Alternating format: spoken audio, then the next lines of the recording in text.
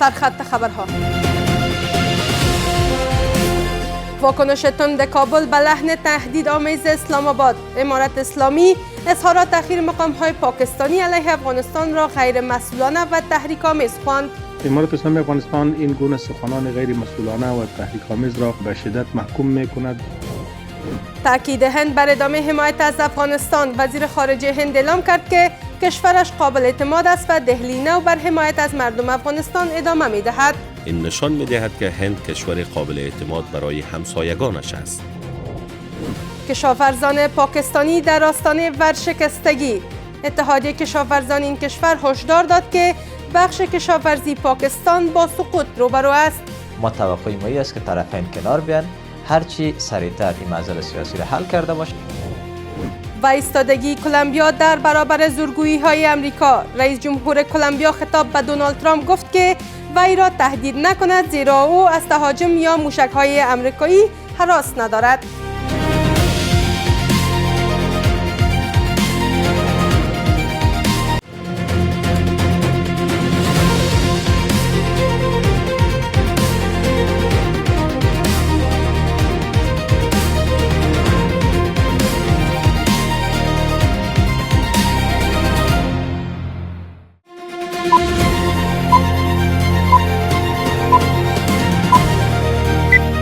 سلام و وقت شما بخیر. با مجموعه خبری این ساعت از میز خبر خوش آمدید. امروز چهارشنبه 17 جدی 1404 هجری خورشیدی است که برابر می شود با 7 جنوری 2026 میلادی. مشروع خبر.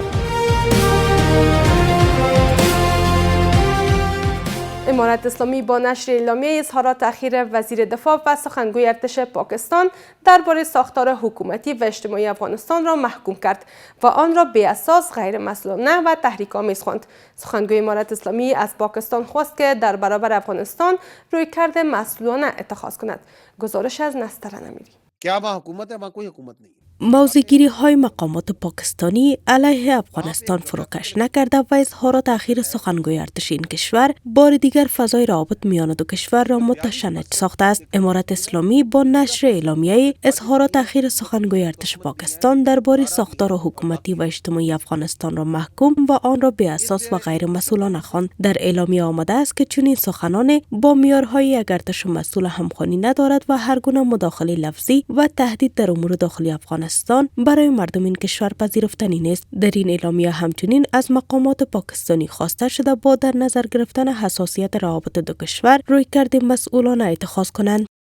امارت اسلامی افغانستان این گونه سخنان غیر مسئولانه و تحریک‌آمیز را به شدت محکوم می‌کند و از نهادهای مربوط در پاکستان می‌خواهد که به جای خروج از چارچوب مواضع رسمی و دامن زدن به تبلیغات غیر منطقی در قبال افغانستان، تمرکز خود را بر حل مشکلات داخلیشان معطوف سازند. زلمه خلیلزاد، نماینده ویژه پیشین آمریکا برای صلح افغانستان نیز با اشاره به سخنان سخنگوی ارتش پاکستان مبنی بر توافقنامه دوحه گفته است که شریف چودری برداشت درست از توافق دوحه داشته و این توافق شامل مسائل افغانستان و پاکستان نمی شود. وی پیشنهاد کرده است که یک توافق دو جانبه بین افغانستان و پاکستان با تعهد به عدم استفاده هیچ گروهی از خاک هر کشور علیه دیگری و نظارت یک طرف سوم می تواند به نفع هر دو کشور باشد. پاکستان حقی ندارند در رابطه با توافقی که در 2020 با امریکا شده و با متحدان اونها توافق صورت گرفته که خاک افغانستان به علیه هیچ متحد استفاده نمی شود، به اونا پابند بوده. ولی بسیار واضح بود که در این راستا هم خلیلزاد یادآوری کردند که در اوج مسائل پاکستان و مسائلی که پاکستان و اونا می پرداختن هیچ ربطی ندارند.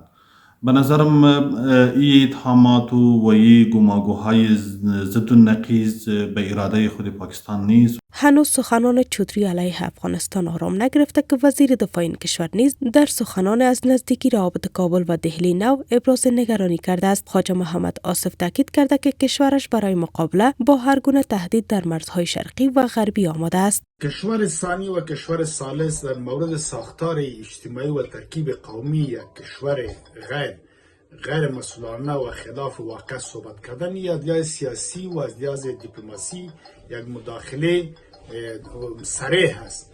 بنان نه تنها که سیاسیون بلکه نظامی‌ها هیچ حق در این مورد ندارن، در حالی که کرکتر و اعتبار خود از دست میتن. گفتنی است که در پاکستان تفاوت دیدگاه درباره افغانستان آشکار است. مقامات پاکستانی با ادعاهای پی در پی علیه این کشور در پی افزایش تنش هستند، اما چند پیش علمای پاکستان و چهره‌های سیاسی این کشور عامل اصلی تنش میان کابل و اسلام آباد را سیاست‌های غلط ارتش کشورشان دانستند.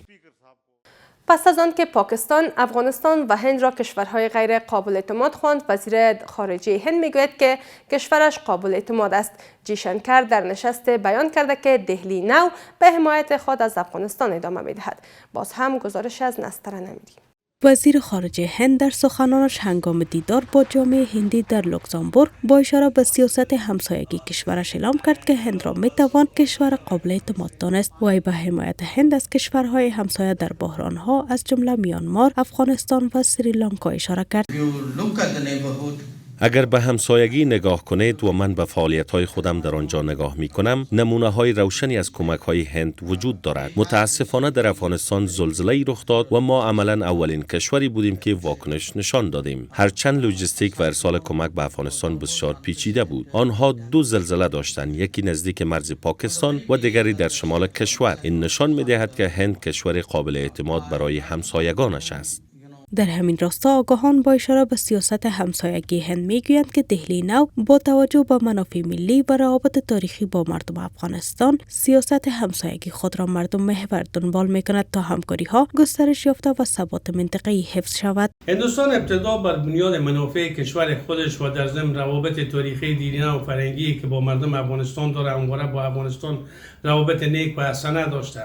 چنانچه وزیر خارجه هندوستان هم چند قبل گفت که روابطشان با افغانستان مردم محور است و همواره مردم افغانستان قابل ارزش نزد هندیاست. هند په سیمه او منطقه کې یو مهم او کلیدي هیواد دی او د افغانستان سره د نیکو او مثبتو اړیکو تاریخي سابقه لري او امارت اسلامي ته پکار ده چې د هندوستان سره خپل ارتباطات او اړیکې لا پیاوړي او تقویه کړي ترڅو رسمیت پیژندلو ته زمینه برابر شي. پیشتر در نشست در یکی از دانشگاه‌های هند، وزیر خارجه این کشور اعلام کرد که روابط هند و افغانستان بر پایه پیوندهای تاریخی و مردمی شکل گرفته و تعامل دهلی نو محدود به تغییر حکومت‌ها نیست. وی تاکید کرد که سیاست هند مردم محور و جامعه محور است و بر پاسخ به نیازهای فوری مردم افغانستان تمرکز دارد. خالد محمود، رئیس اتحادیه کشاورزان پاکستان، در نشست با خبرنگاران هشدار داد که بخش کشاورزی این کشور با سقوط شدید روبرو شده است. او از دولت پاکستان خواسته که به گونه فوری مداخله کرده و راه حل به مشکل کشاورزان دریابد. بازار سبزی و میوه پاکستان پس از آن با سقوط روبرو شده است که داد و ستد میان افغانستان و پاکستان پس از تنش‌ها و درگیری‌های نظامی میان دو کشور به گونه کامل متوقف شده که سبب زیان‌های بازرگانان و کشاورزان پاکستانی شده است. در پی بسته ماندن گذرگاه‌های تجاری میان افغانستان و پاکستان، رئیس اتحادیه کشاورزان پاکستان گفته است که انباشته شدن محصولات بدون صادرات کشاورزان و فروشندگان سبزیجات را به خطر ورشکستگی روبرو کرده است. به گفته خالد محمود، این وضعیت باعث رکود بازار زراعت و کاهش چشمگیر قیمت سبزیجات در پاکستان شده است. همزمان جنید دلتاف، رئیس اتاق تجارت و صنعت سرحد پاکستان، هشدار داده است که ادامه بسته ماندن مرزها خسارات سنگینی به تاجران وارد کرده و تجارت دوجانبه و ترانزیتی را مختل ساخته است. و افزوده که بیش از 12,000 کانتینر در بندر کراچی متوقف مانده. فعلا پاکستان په تاوان کې دی. د پاکستان خلک تجاران راجګيږي، هر ورځ مظاهره کوي، هغوی کومه بدیله لار نه ورته لري، هغوی کوم ځواب نه ورته لري، هیڅ کومه د خلاصون لار نه لري.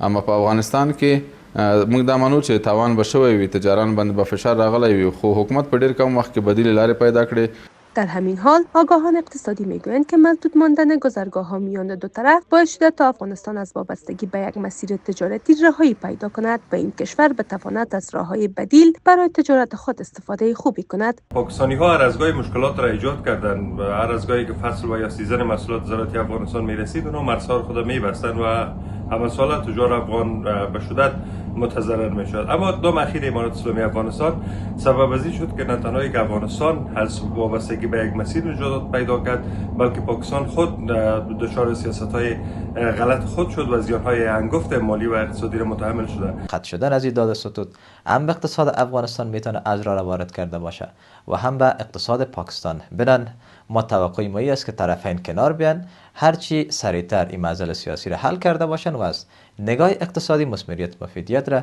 میانه هم تعریف کرده باشن و به سود همدیگر میتونه تمام شده باشن. پیشتر اتاق تجارت و سرمایه گذاری افغانستان با اشاره به قطع روابط تجاری میان افغانستان و پاکستان خواستار سرگیری فوری روابط تجاری میان کابل و اسلام آباد شده بود. و در ادامه هم چند خبر کوتاه از جهان. گوستاو پدرو رئیس جمهور کلمبیا تهدیدهای رئیس جمهور ایالات متحده را دخالت بی‌مورد در امور داخلی کلمبیا خوانده و در واکنش به تهدیدهای دونالد ترامپ گفته که از تهاجم یا موشک نمی‌ترسد. او با صراحت خطاب به ترامپ گفته که وی در کلمبیا منتظر رئیس جمهور امریکاست. گوستاو پدرو افزوده که در صورت نیاز برای دفاع از کشورش سلاح خواهد برداشت. دونالد ترامپ رئیس جمهور آمریکا از توافق نفتی با مقام‌های ونزوئلایی خبر داده و گفته که آنان از 30 تا 50 میلیون بشکه نفت تحریمی با کیفیت بالا را به ایالات متحده تحویل خواهند داد. ترامپ در پست در سوشال تروس ادعا کرده پول به دست آمده از نفت ونزوئلا تحت کنترل او خواهد بود تا اطمینان حاصل شود که برای منافع مردم ونزوئلا و ایالات متحده مورد استفاده قرار گیرد. وانگ یی وزیر امور خارجه چین نخستین سفر سال 2026 خود را به منظور تقویت روابط اقتصادی به 4 کشور افریقایی آغاز کرد. وزیر خارجه چین امروز چهارشنبه سفر خود را به منظور دیدار از کشورهای سومالیا، تانزانیا، اتیوپی و لسوتو آغاز کرده است. چین دومین اقتصاد بزرگ جهان به دنبال تقویت نفوذ خود در افریقا است. سپاسگزاری میکنم از همراهی شما. تا این دم به همین ترتیب رسیدیم به پایان مجموعه خبری این ساعت از میز خبر. تا دیدار بعد.